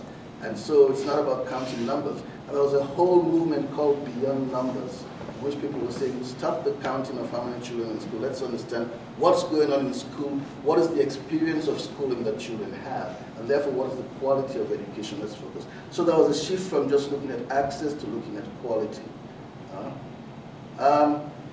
So people downgraded, although we still use gross enrollment rate, net enrollment rates and so on, but people downgraded this as important. And so instead of gross enrollment and net enrollment, people started, particularly the World Bank led that movement, started looking at completion rates. Because what is important is not counting how many kids are in school, but how many actually complete a program of a cycle of learning. So how many are in school? And perhaps the most important shift, which when you think about it is real common sense, and people were blinded for a while by all this hurrah about the goals, is the shift from schooling to learning. I mean, the whole point about education is not being in school or kids being in school, because kids were being enrolled, they were even completing, but they were not learning anything most of the time. And so enrollment, completion, these are not things that equip children with the skills and capabilities they need to function in the 21st century. And so the emphasis, this is really the most recent shift, shifted from enrollment to completion, schooling to learning. In effect, people are saying it doesn't matter what the institution is like. What we want is what have these kids learned as a result of X years of instruction or whatever it is that's been there. Moving quickly from this overview, I mean, I'm just trying to say there's a lot that can be celebrated, both in terms of the numbers, but also in terms of how our concepts have shifted to really make it more challenging to reach these goals. And so if we don't reach these goals, we should not be too self-critical. It's because the goals were set in a rather naive way initially. That's the problem with many of these international goals. They are compromises, So many people arguing about so many things, you have to reach a compromise at some point, and so they're not ideal. But if we turn to look at, there are failures that should be acknowledged despite this progress that I've talked about. So for instance, I talked about the progress in Sub-Saharan Africa, the progress in South Asia. Major investments have been made by governments in Sub-Saharan Africa as well as by their donor partners, by their developed partners. And despite this, Sub-Saharan Africa now accounts for 50% of all the children who are out of school. And this is rising. In 2011, it was just over 45%. Now it's over 50%. And so it's like things are getting worse in a sense. Partly there are explanations, rapid population growth, various kinds of things to explain, but that's the reality and we have to accept that. Gender still is a goal that still eludes many countries. There are still about 68 countries that have not achieved gender parity in primary education. And in 60 of these countries, girls are disadvantaged. In other words, the girls' education issue is still with us, despite all the progress we have made. It's not working for various reasons. About half of the children aged 3 to 6 years in the world do not get any form of preschool education or learning. In fact, the percentage of children getting preschool varies from 1.5% in some countries to 91.5% in other countries. It's lowest in countries like Central African Republic, Chad, DRC, and Iraq. It's moderate in Central and Eastern Europe. And interestingly, it's highest in the Caribbean countries, Jamaica, St. Lucia, countries like that, as high as there. 120 million, it's been estimated that 120 million primary school age children out of a total of 650 million do not reach the 4th grade in school. In other words, it's 3 years of their lives wasted. They don't get to the 4th grade. And there's a further 130 million of children who are enrolled in school, but who are failing to learn the basics. In fact, most of the recent studies show that many, many more children than originally thought are actually completing primary school without being literate. And so it comes back to the issue of learning. What is the point of that expenditure? So, having talked a bit about some of these milestones and some of the things that we could celebrate as achievements and some of the failures that we need to acknowledge, let's look at some of the millstones, the things hanging around our necks that have constrained progress. Chief amongst these are disparities and inequalities. In most countries, not just in the developing countries, there are vulnerable population groups that are being left behind. These include children and adolescents, again, especially girls with disabilities or who are living in poor countries or in poor communities in rich countries, or living in countries that are affected by civil conflict and natural disasters, or belong to ethnic and religious minority communities, and so on and so forth. The list goes on. We've been working on these disparities and inequalities, but really they continue to haunt the whole process. Girls in particular continue to face challenges that adversely affect their schooling. Some of these include the rise in gender-based violence in schools and around schools, sexual exploitation and bullying, negative social norms, harmful social and cultural practices, and gender-restrictive rules and regulations in many, many countries, whether you call it the glass ceiling or whatever you call it, but these issues are there.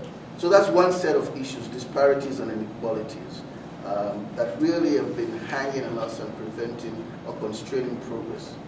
The second, which many of you are working on here and know about, has to do with disasters and civil conflict. In other words, the disruptors that can wipe away all the progress that a country has achieved in one stroke when a natural major disaster occurs. Civil conflicts and natural disasters damage and disrupt education, often for very long periods of time. It's only recently that we've been learning how to cope with this. It used to be that, on average, a country that has gone through civil war, particularly not so much major disasters, but civil war, it takes close to 20 years for that country to get back on track on development. Now we've learned how to fix that sort of thing earlier, but these are things that are damaging. And support for education in these conditions is challenging because very often major donors give high priority to what they regard as life-saving areas, so nutrition, safety and security, these kinds of things, but not education. Whereas it's been repeatedly shown again and again that education is a key to recovery and to normalcy in life and so on. So these are disruptors that really have caused problems for us as we try to achieve these goals. Next, I want to look at what I call some of the failures that impede us and continue to haunt our efforts to achieve quality basic education for all. One of the most interesting ones is what I've called the failure to act on what we know works. There are things that we know that people have been doing a lot of research. The research is no longer controversial. I mean, and one of these areas is early childhood education and early learning. I mean, initially people said, well, all the research has been done in the north, but now a lot more work has been done in the south. And again, you can't avoid the conclusion that it is one of the most cost-effective investments in human development, early childhood. You know, programs in preschools or early learning, they reduce the learning impediments that disadvantaged children face. These may include ill health, undernutrition, poor hygiene standards, lack of access to basic services like water, sanitation, and so on, and inadequate levels of child stimulation. These programs are designed literally just to get children to interact with other children through structured play, usually supervised by caregivers. But this happens in safe, healthy, and nurturing environment. So part of the investment has to do with creating the environment, both in the center where this is taking place, but also in the home and the communities. So clean water, proper sanitation, good nutrition advice, all these things are important. So it's not just a learning thing, an education thing, it's the right start to life. But then through this process of early learning, we prepare children. I mean, the graphs, both from experiments like Early Start or whatever they call them, Head Start and all that sort of, but also from the biological research on brain development, the latest evidence of brain development. There's that window which, if certain things don't happen within a certain age range, people say from birth, some of my colleagues in UNICEF say before birth, but anyway, from birth to sort of 5 or 6 years of age, if certain things don't happen, you're playing catch up. You know, certain things have to happen within that time. And so this is known, it's no longer a mystery, you know. It's, and when you do that, what is the impact on education systems and investments? It enhances efficiency because it reduces repetition rates, it reduces dropout rates. You know, we looked at all these kids who drop out before they get to 4th grade. It reduces all of that. It improves completion rates and improves learning outcomes, at least for primary, because that effect lasts well into primary education. And research has now shown that even further on in life, these things pay off. In spite of this evidence, countries do not invest in preschool services. Give you some examples. In Nepal and Niger, investment in preschool is only 0.1% of gross national product. It's worse in Madagascar and Senegal, it's less than 0.02%. In Indonesia, fewer than 30% of the 30 million children who are aged between 0 and 6 have access to any form of early learning or early child education. In general, in the poorest countries, 5 out of 6 eligible children do not have access to any form of preschool learning. In Nigeria, less than 10% of the poorest quintile have access to any form of learning. As a result of this kind of thing, you find that, for instance, 42% of children from the poorest households in a country like Colombia and 41% of children in most of sub-Saharan Africa start primary school 2 or more years older than the official entry age.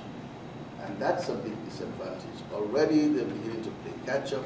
Not only they start at the wrong age, but they start without being ready to learn, in a sense. And not surprisingly, many of them fall at the first hurdle, drop out at grade 1 or grade 2 or grade 3, or fail to learn anything anyway if they get through. Another problem that we face is the whole issue of violence against children, which by itself is a violation of the rights of children. But this actually results in a negative experience of school. It affects retention, it affects completion, it affects learning achievement. Many big children drop out of school because of violence, bullying, and so on. So it is a barrier to quality and learning in basic education. And one of the major areas in which UNICEF did a lot of work together with others is a simple area of corporal punishment in schools. This, we found, was the most pervasive form of violence against children, particularly in the Caribbean countries and in sub-Saharan Africa. And getting rid of that in the Caribbean was quite a nightmare, because when you talk to the most eminent Caribbean scholars and Caribbean eminent people, they all tell you, I'm where I am because I was beaten in school. Because of the caning I got in school, that's what made me what I am. And they were the last to vote in favor of this at the UN when this came on. We finally succeeded, but through projects that are called alternative forms of discipline. And this came about because their own research in the Caribbean linked corporal punishment with the wider theme of violence in society, particularly men beating up women in households. It's kept a secret, but it was happening all the time. Because women were more successful than men in education and so on. You had a lot of issues of violence against women. But this stemmed from violence in school. If you were beaten in school, why wouldn't you beat somebody else up, you know? And this was a problem getting out of hand, and they looked for alternative forms of discipline. Representative in Eastern Caribbean, when I went there, said he almost packed up his bags because the first day he introduced the idea of being against corporal punishment, and for the head of the teachers' union got up and said, Mr. Rod, if this is the message you brought to the Caribbean, we advise you to leave. because this is yours. But that head of the teachers union actually turned out to be the greatest convert we had, because she headed the whole movement of alternative forms of discipline. Yes, there has to be discipline, but it has to be fair, it has to be, and it shouldn't humiliate children, because corporal punishment is humiliating children. So there are these, I mean, there are lots more examples we could give of the things that are constraining us, that have caused us. But the big question to ask is, do we know the way forward? Given the successes we've achieved, given the constraints we face, the barriers, do we know the way forward? I think we're looking at a lot of hard-won gains in terms of our knowledge of the way forward. One of the most important things really in the way forward is that it's no longer about numbers, not about quality. It has to be the main focus in planning, in investing, in executing all these interventions. The main focus has to be on equity. If you don't focus on the most disadvantaged and find ways of leveraging them to be successful, you're wasting your time. I say that because there is now a realization that progress has stalled. The rate of progress has really stalled, particularly between 2008 and 2011. And people have said it's about more money, it's about whatever. No, what it's about is that progress has reached a certain threshold, beyond which all the usual measures do not work anymore, because you're now dealing with what we call the hard to reach. You know, those who will never get into school, those who will never perform, will never succeed. And if you want to reach that, it's in every country. Countries have achieved 90-something%, and then they can't get that last 4 or 5%. These are the hard to reach. And so the focus has to be on equity. And we know a lot of ways of how to make equity work in education. That's the primary thing we're looking at. We also have learned a lot about disaster risk reduction. In other words, getting countries to be better prepared before disaster strikes so that they can adapt and continue with schooling. In the Philippines, for instance, every school has a provision because they know when the hurricanes or whatever disaster, they're prone to disasters. When it strikes, communities will occupy the schools. So they have separate areas where the communities can be, but schools can continue to function. A lot of ways that we do that in Mozambique, in places where floods will sweep through schools. We've got architects to design schools in which all the doors can be opened and all the furniture can be hung from the ceiling so that all the mud passes through, and in 24 hours you can clean out and start school. Used to be the whole building will be swept away. Instead of resisting the flood, you allow the flood to flow through and you start school again. So there are lots of common sense things that we've done in so many countries that work to mitigate the impact of natural disasters. In civil conflict, it's a bit more difficult, but we're getting a hand on conflict prevention and mitigation. And even in post-conflict education, it shouldn't take 20 years for a country that had a civil war to get back on track. There are lots of things we can do to sort of fast-track the process of development. And it takes a lot of risk, and many agencies that provide money are risk-averse, so usually they channel the money through agencies that take risks like UNICEF and so they can go and say, we'll get this done. You know, we might spend more money than needed, but we'll get it done. Peace building is also a big area in which we know what to do and how to make that work. And I think slowly say that and then you hear Syria happens. You say that and then you hear something else happens. So these things are happening all the time, but we're getting a better handle of them.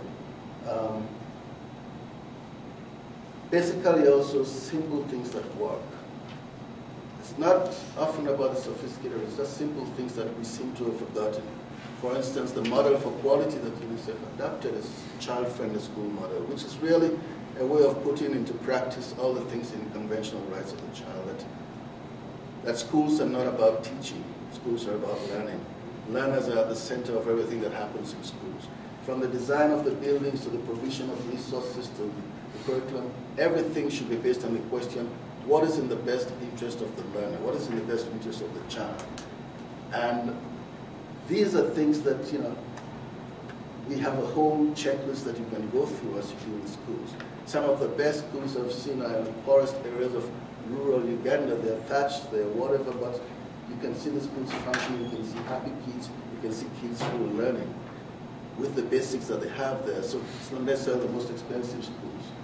There's another model that came out of, I think, USAID work that was done. It's called Basic Opportunity to Learn. It just specifies a lot of common sense things, that the school year should have a minimal instruction time of 850 to 1,000 hours per year. I mean, the point of that is schools are functioning, and then there's a holiday for this, there's something for sports, there's something, I think somebody presented that. And by the time you know it, I mean, a curriculum specifies a certain number of contact hours that have to take place.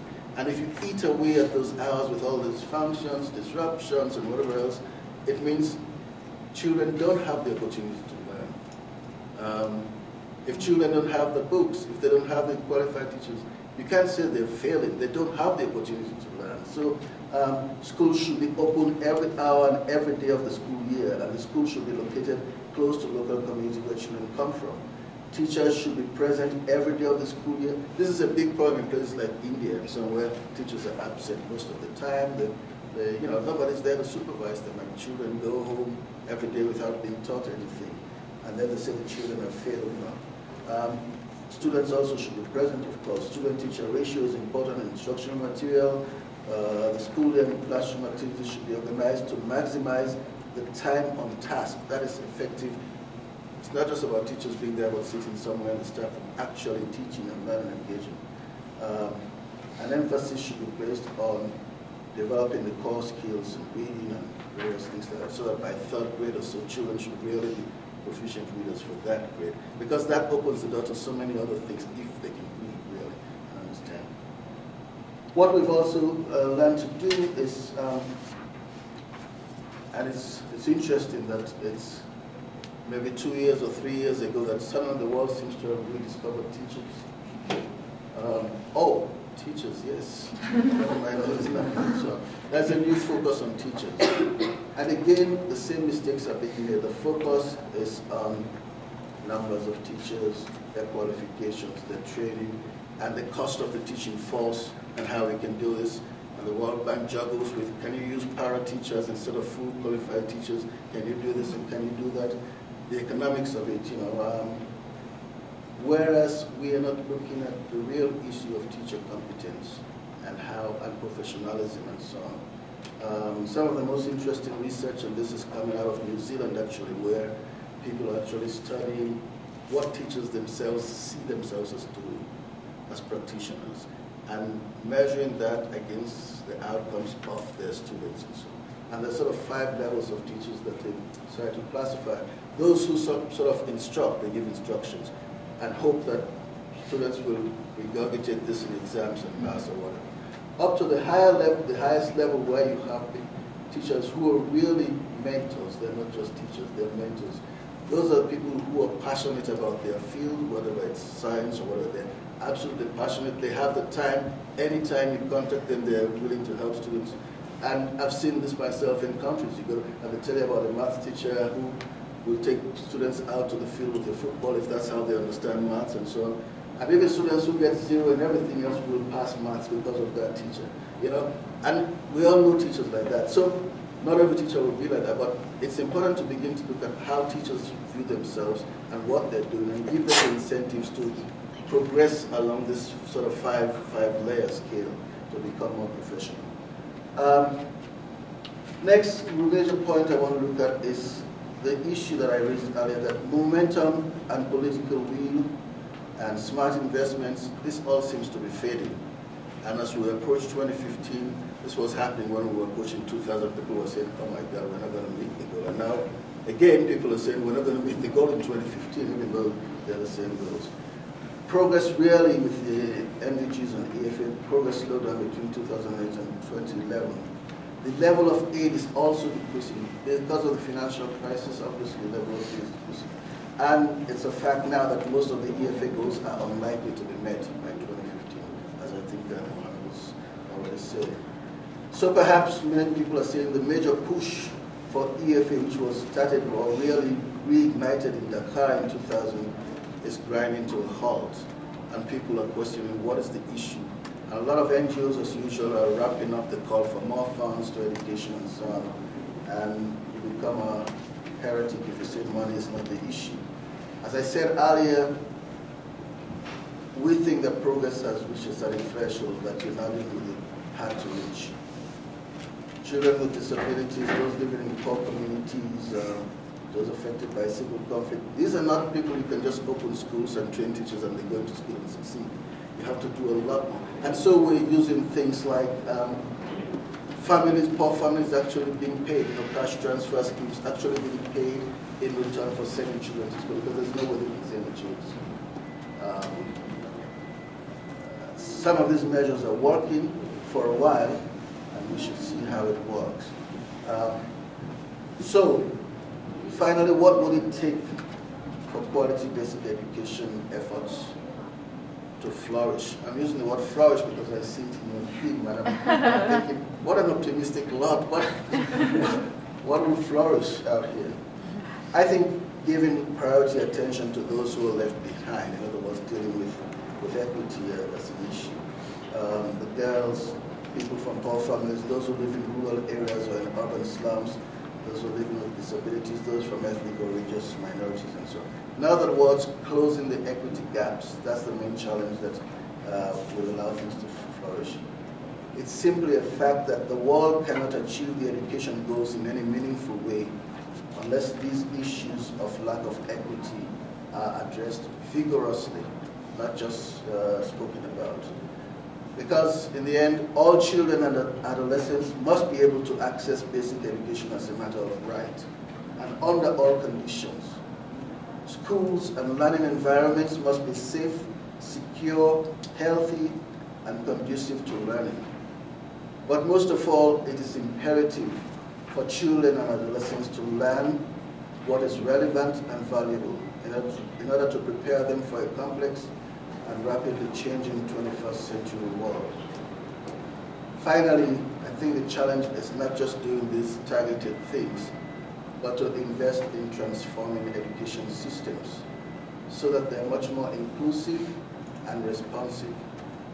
Inclusive and responsive, that's the movement in Europe now, meaning not just expecting learners to fit into what schools are doing, but expecting schools to adapt to the diversity of the learners coming into schools. In other words, being inclusive and responsive.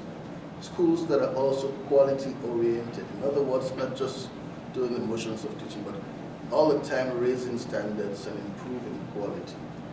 Schools that are also resilient enough to be able to deliver quality basic education for all, under all conditions, because conditions will change. Whether it's a flood, whether it's a famine, whether it's civil war, these things will change. And if education systems are resilient, education can continue even in the face of these challenges. And there is an interesting comparison which people were looking at. What does the United States or other countries have to learn from some of the most successful countries in education in the world?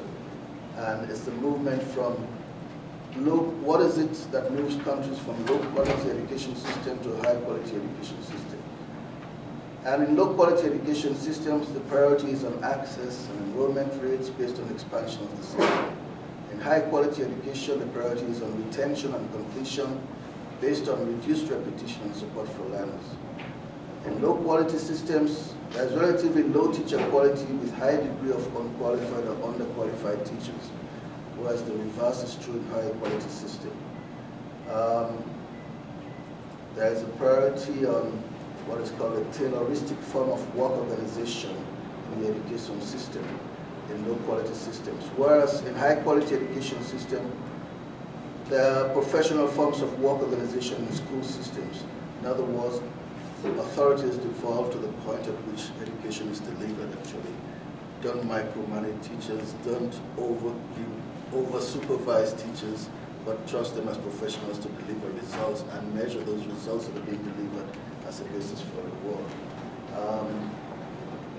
In low quality education system, the primary accountability is to superiors and senior officials in the system, whereas in high quality education system, the primary accountability is to professional colleagues as well as to parents and the general public. In other words, these are the clients you're serving, not the minister and the Ministry of Education. So, finally, these schools in low quality education systems, schools are very effective at separating and selecting those with academic talent from those without. In high-quality education systems, schools are very effective at identifying and developing the talents of all students. And if we can move our education systems in this direction, increasingly we can stand a chance not simply achieving those goals, but ensuring that education remains permanently relevant to our development goals.